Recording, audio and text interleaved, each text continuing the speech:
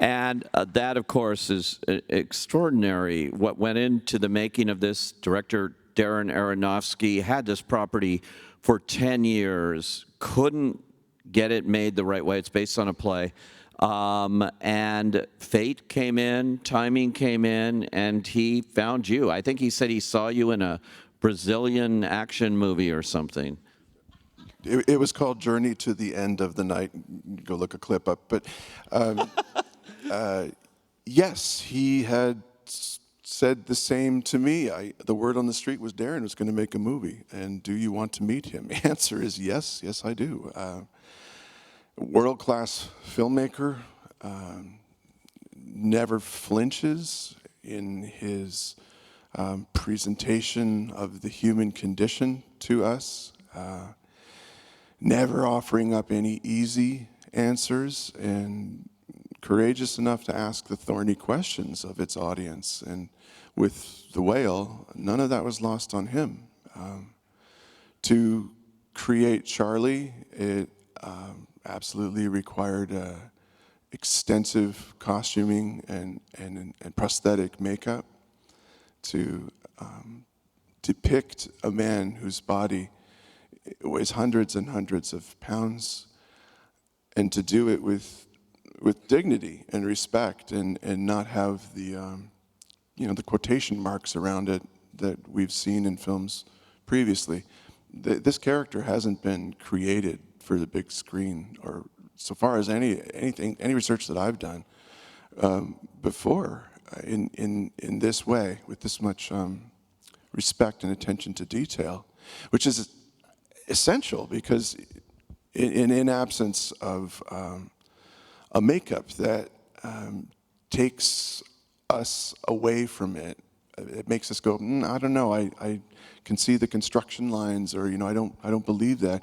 Because think about it, in the last 20 years, I mean, I'm joking about Dwayne as a video game character, but it looks quaint compared to the CGI that we honestly take for granted now, because our minds are neurologically fine-tuned now to notice any inconsistencies or any little aberration in digital imagery. We're really good at it. We learn quickly, don't we?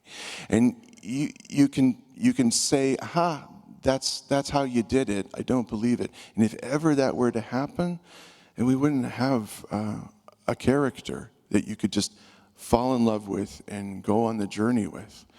If after the first 5 minutes of meeting the guy, it's an arresting character to take in at first, but you see that he's infinitely human, just as human as you and I or anyone else, although his story is one that's told behind closed doors in a dark apartment somewhere in northern Idaho, and it's a story that's all over the country, if not the continent, the world too, and one that we don't often see. It's a journey of redemption. It's an attempt at salvation. It's 5 characters in search of salvation. It's about hard-won luck. I think that it's a film that always had the intentions to change hearts and minds. And I know that sounds lofty, but I also know that those who've seen this film, myself included, you'll feel differently after when you do. I promise you that. You will. I know. There's no question. And it also, it's not just about this 600-pound man and his problems. It's a universal thing. When I watched this movie, and particularly one scene, I've told you this before, but where he's opening the drawer and he's fighting himself to take these candy bars. He has a drawer full of candy and candy bars that he goes to as a crutch and things. And he's fighting himself. He's fighting himself with that drawer and all of that. And how many people do that in their lives in different ways? Open drawers and close drawers in their lives. That scene in particular resonated particularly with the advocacy group who we worked with, and they're called the Obesity Action Coalition. They're an online support group who have members that number in the tens of thousands, and they give referrals, they lend support. If you're touched in your life or know someone or know a Charlie, it's a good resource to look towards. I say this because I felt it incumbent upon me to speak with people who have lived this life or they are currently. And the testimonials they gave me were so similar to the events that are depicted in this film that it was eerie to them to see this film when it finally was completed. I know that in essence, the whale, to me, it reminded me of something I saw when I was traveling through Thailand years ago on a press tour, and I had a morning off. I went to a temple to see a reclining gold Buddha, and it was beautiful, of course. And outside of the gates was a small sign stuck in the earth, and it read, "Painful indeed is vindictive speech." Painful indeed is vindictive speech. And it's the truth. Because I promise you, of all the people that I spoke to who had grown up after having heard from a parent or an adult or a teacher or a bully, had spoken to them in a recriminating way that made them feel insecure and uncomfortable in their own body. It perpetuated a cycle that led to all sorts of behaviors that, name the greatest hits of all the vices.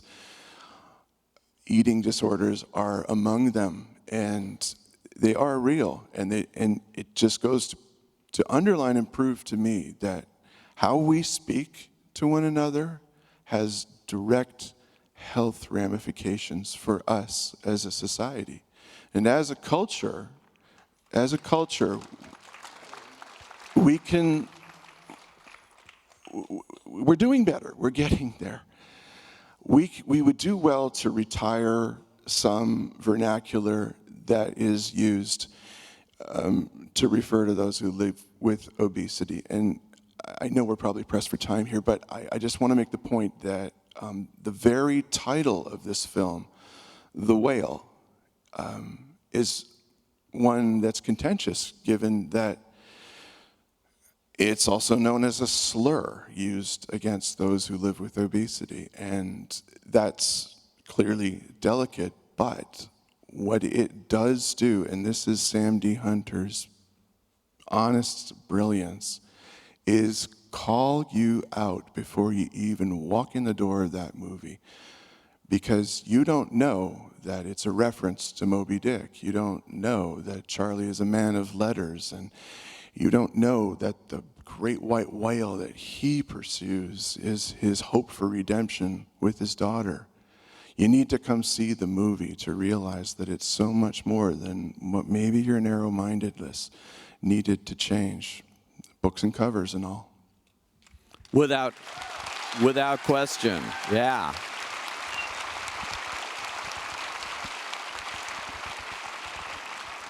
Okay, in a couple of minutes, we're going to have a special presentation, and a special guest is going to be here in just 1 minute. But I just want to ask you one more thing. I was talking to one of your co-stars yesterday, Hong Chow, who's wonderful playing your caregiver and everything. And we were talking about you and the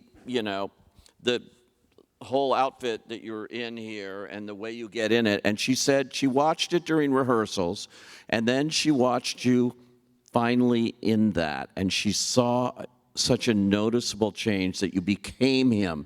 You became Charlie before her eyes. It was really, she said, a remarkable transition that she hadn't seen with other actors before, where you became one with this character. And I just thought that was such an interesting thing to point out and say. And I know it was a difficult thing to do. They had air-conditioned rooms and things between sets and things, right? And that's a comment typical of the mesmerizing Hong Chow. She's brilliant in this film. She also is nominated for Best Supporting Actress for her work. Yeah, she's just amazing in it. She has an uncanny ability to say and convey and speak more in the pauses and the silences and in between lines of dialogue than many actors, myself included, can do it with dialogue. I want to see an entire film of her character, Liz. That's how good she is. She's very generous at the same time. To play this part, I had to be all in 100%, and honestly just put it out of mind that I was wearing elaborate costume and makeup, and just do the very simple things you need to do, which is connect with your scene partner and do your best to get what you both want from the scene. And because it was originally a play that Sam D. Hunter had written, and it played off Broadway at New Horizons in 2012, and that's when Darren first saw it. He got the rights and developed it for 10 years, and then he and I met, and he explained to me how he needs to cast this character as authentically as he can, but start from a place of, giving the proper performance, but also to create him with elaborate prosthetic makeup. That was the challenge, and I loved it. I love the craftsmanship that went into this. Adrienne Moreau is incredible. Have y'all seen Megan? Anyone? The one who didn't see that? Yeah. That one?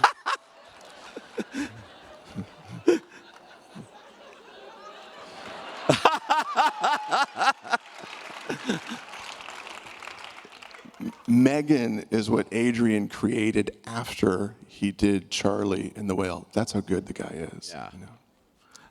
By the way, he's nominated for an Academy Award too, along with the other two on hair and makeup. And finally, that ring that you're wearing on your thumb, that was given to you by Darren Aronofsky? It was. I found this on my script day one. He had us out in the parking lot, and we joined hands at his behest. Even the big grip guys were really uncomfortable joining hands. We made a big circle, and he gave a pep talk, and he said we're going to take a journey, and we're going to go on a voyage together. And I went back to my trailer, and I found this on my script, and it meant a great deal to me. I've been wearing it since the Venice Film Festival, and it's brought me good fortune so far. Yeah. I think so.